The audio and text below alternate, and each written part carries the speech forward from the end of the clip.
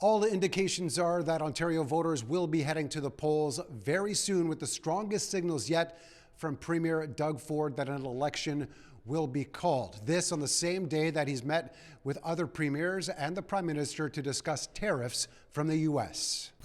Stay tuned. Okay. But we need a mandate from the people. Stay tuned. The old adage for keeping your radio and television on for more information to come. Best bet is voters should be listening and watching Queen's Park next week for word on a provincial election. We need a mandate to protect and possibly spend billions of dollars to protect people's jobs, to protect businesses, and to protect communities. And there's only one group of people, one group that is going to give you the mandate, and that's the people, and that's what's great about democracy. That means asking the electorate to choose 18 months before the next vote was to take place in June 2026.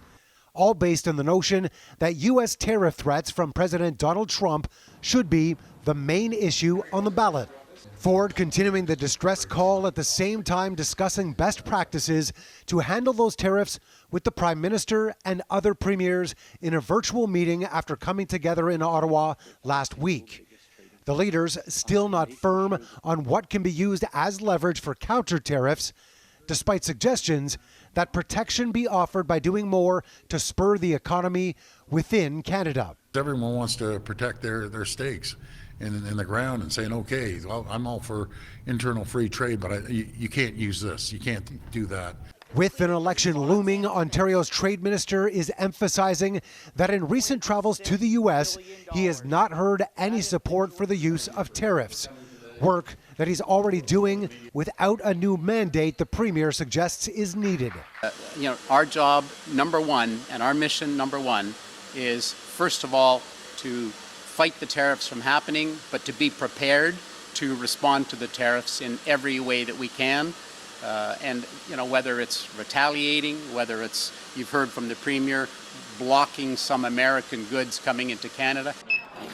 One hint from Ford already: keeping American alcohol from the shelves at the LCBO. Stay tuned. If in fact the call for an election comes next week, voters could actually be heading to the polls as early as February 27th, which means a snap election in the middle of an Ontario winter. Mark McAllister, City News.